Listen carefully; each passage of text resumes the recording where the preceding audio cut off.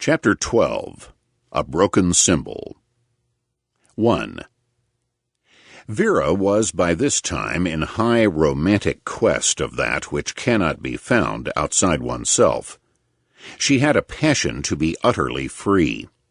It was a cold intellectual fantasy, defeated in every possibility by some strange, morbid no-saying of her emotional nature. Her delusion had been that circumstances enthralled her. That refuge now was gone. Wealth gave her control over the circumstances of her life. She could do what she pleased. She was free to seek freedom, and her mind was strong and daring. She leased an old house in West 10th Street and had it all made over into studio apartments, 4 above to be let by favor to whom she liked, and one very grand on the ground floor for herself. Then she became a patron of the arts. It is an easy road. Art is hungry for praise and attention.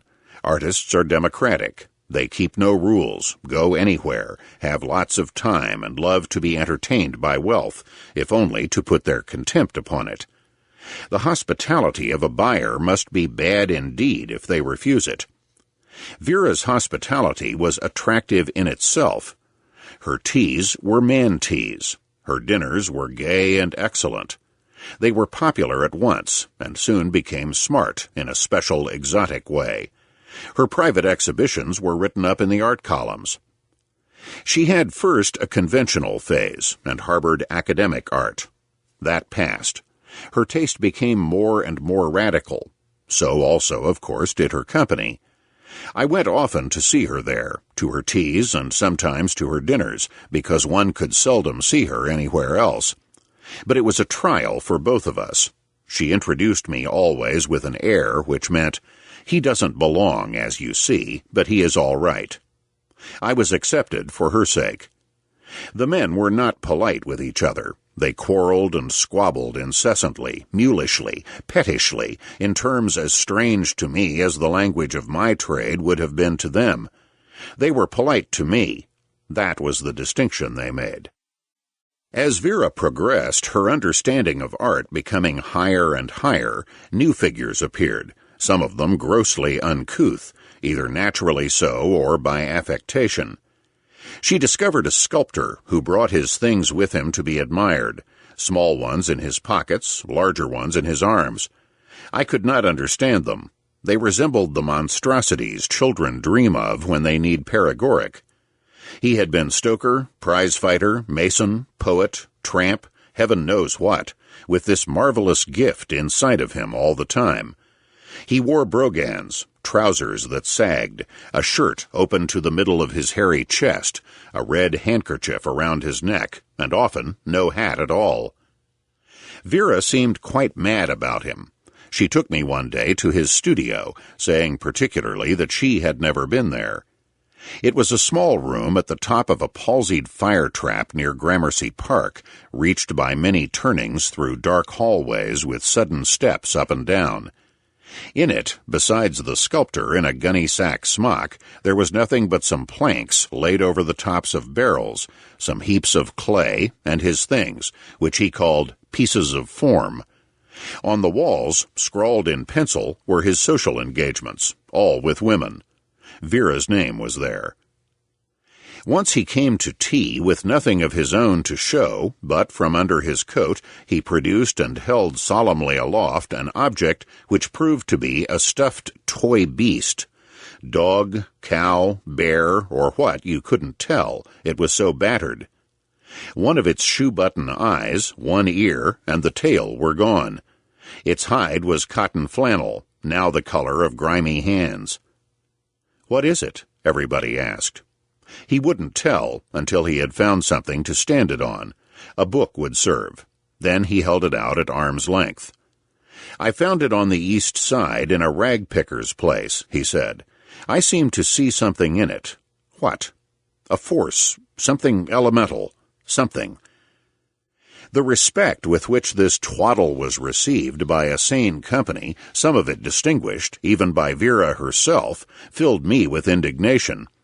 Later the sculptor sat by me and asked ingratiatingly how matters were in Wall Street. "You are the third man who has asked me that question today," I said. "Why are artists so much interested in Wall Street?" "I'm not," he said. "I only thought it was a proper question to ask. Some of them are. I hear them talking about it. Pictures sell better when people are making money in Wall Street. Sculpture never sells anyway. Mine won't." I said men were doing very well in Wall Street. Times were prosperous again. "So I understand," he replied. "It seems very easy to make money there if you get in right. Do you know of anything sure?" I said I didn't. "You are with Mr. Galt?" he asked. "Yes." "He is a great money-maker, isn't he? What is he like?" "He's an elemental force," I said, leaving him. 2. But Vera was shrewd and purposeful, having always her ends in view. Manifestations such as the sculptor person were kept in their place. They were not permitted to dominate the scene. They played against a background that was at once exquisite and reassuring. In a mysterious way, she created an atmosphere of pagan, metaphysical tranquility, which rejects nothing and refines whatever it accepts. No thought, no representation of fact or experience, however extreme, was forbidden. But you must perceive all things aesthetically. Vulgarity was the only sin. Emotions were objects. You might enjoy them in any way you liked, save one. You must not touch them. For this was the higher sensuality, ethereal and philosophical, a sensuality of the mind alone. All of this was the unconscious expression of herself. Eros intellectualized. It can be done. Her achievement became known in a cultish way. She made admission to her circle more and more difficult, and the harder it was, the more anxious people were to get in. On Mrs. Valentine's world, she turned the tables. She flouted society, and it began to knock at her door. She had something it wanted, and sold it dear. There are always those who seek in art that which they have lost or used up or never dared take in life. There are those whose desires are projected upon the mind and obsess it long after the capacity for direct experience is ruined. There are those to whom anything esoteric and new is irresistible. There were those, besides, who sought Vera, notably among them a tall, blonde animal of the Golden series. He was the man I saw bring Vera home that evening I waited to have it out with her. I met him again in London on Galt's business, while soliciting proxies among our foreign stockholders. At that time he was acting for his father's estate with an English syndicate that had large investments in American railroads. Since then, by the will of Providence, he had come into possession of the estate, together with an hereditary title of great social distinction. Enter, as he pleases, Lord Porteous. With a thin, cynical head, a definite simplicity of outline, and an exaggerated voluptuous grace of body, he remarkably resembled an old Greek drawing. How he had found Vera in the first place, I never knew. That happened, at any rate, before she was rich. He had the trained British instinct for putting money with the right people, and it was true that the English discovered Galt from afar, while he was yet almost unknown in Wall Street. But when I saw him that first time with Vera, the great Midwestern was on its way to bankruptcy, and Galt's interest in it was extremely precarious. Well, no matter. It was inevitable, however it happened. When he returned to this country as Lord Porteous, he found her again, and immediately added his prestige to her circle. Art bored him. He played the part of beguiled Philistine, and amused himself by uttering bourgeois comments of the most astonishing banality. Whether he truly meant them or not, nobody knew for sure. He never, by any chance, betrayed his form. If satire, it was art. If not, it was incredible. Sensitive victims were reduced to a state of grinning horror. One who committed suicide was believed to have been driven to it by something Lord Porteous said to him in a moment of their being accidentally alone at the sideboard. The artist dropped his glass in a gibbering rage and went headlong forth. He was never seen alive again, and as my lord couldn't be asked, we never knew what it was. For all that, Lord Porteous was a capital social asset and a valiant protagonist. He carried Vera's name with him wherever he went, even to Mrs. Valentine's table, there especially, in fact, because he discovered how much it annoyed her. He disliked her, and she was helpless. 3. Like her father, Vera was adventurous with success. No measure was enough. She began to import art objects that were bound to be talked about. Not old masters, nothing so trite as that, but daring, controversial things, the latest word of a modern school, or the most authentic fetish of a new movement in thought. Her grand stroke was the purchase in London of the rarest piece of antique Negro sculpture then known to exist in the world. It had been miraculously discovered in Africa and was brought to England for sale. Its importance lay in the fact that a certain self-advertised cult, leading a revolt against classic Greek tradition, acclaimed it on sight as the perfect demonstration of some theory which only artists could pretend to understand. Modern sculpture, these people said, was pure in but 2 of its 3 dimensions. This African thing, wrought by savages in a time of great antiquity, was pure also in the 3rd dimension. Therefore it excelled anything that was Greek or derived therefrom. A storm of controversy broke upon the absurd little idol's head. Photographs of it were printed in hundreds of magazines and newspapers in Europe and the United States, and when it came to be sold at auction, it was one of the most notorious objects on earth. The British Museum retired after the 2nd bid. Agents acting for private collectors ran the price up rapidly.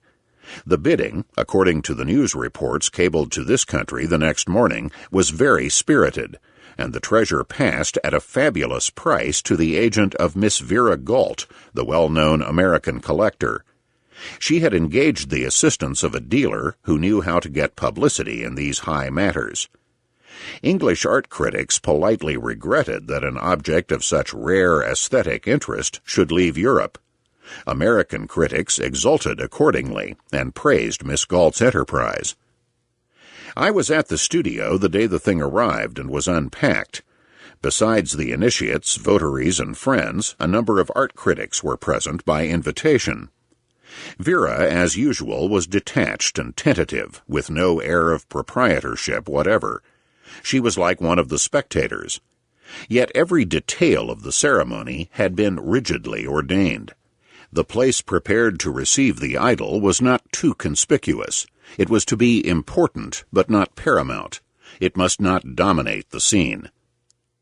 As one not entitled to participate in the chatter, I was free to listen.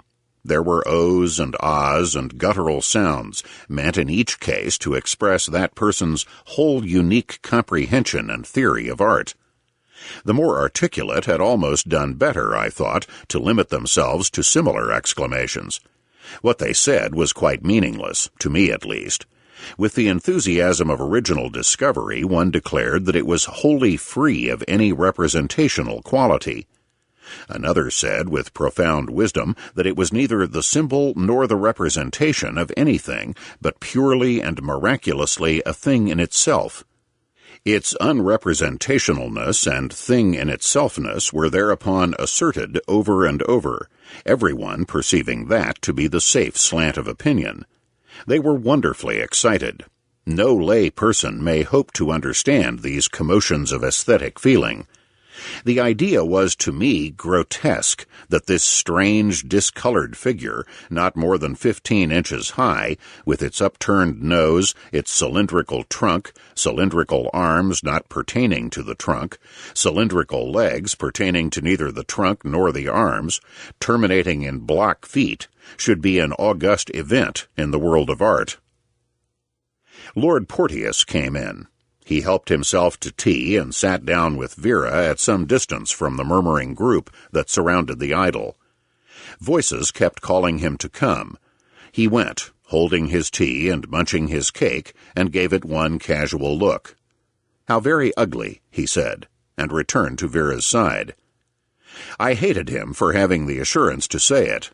No one else would have dared. I hated him for his possessive ways. I hated him for all the reasons there were. A malicious spirit invaded me. I sat near them, wishing my proximity to be disagreeable. He was very polite and friendly, which gave me extra reasons. He made some reference to a recent occurrence in Wall Street. He asked me what I made of the Negro carving. I don't understand it, I said. We are the barbarians here, he said. They understand it. Look at them. Vera was silent. 4. Gradually the party dispersed, everyone stopping on the way forth to inform Vera of her greatness, her service to art, her hold upon their adoration and affection. At length, only Lord Porteous and I remained. The tea-things were removed. Twilight passed. Lights were made. And still we lingered, making artificial conversation. Suddenly, with a subtle air of declining the competition, he took his leave.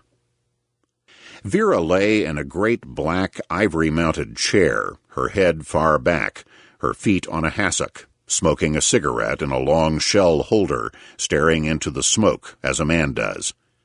The presence of Lord Porteous seemed to linger between us long after his corporeal entity was gone. "He says he thinks it very ugly," I remarked. "Yes," she said, with that unresolved, rising inflection which provokes a man to open the quarrel.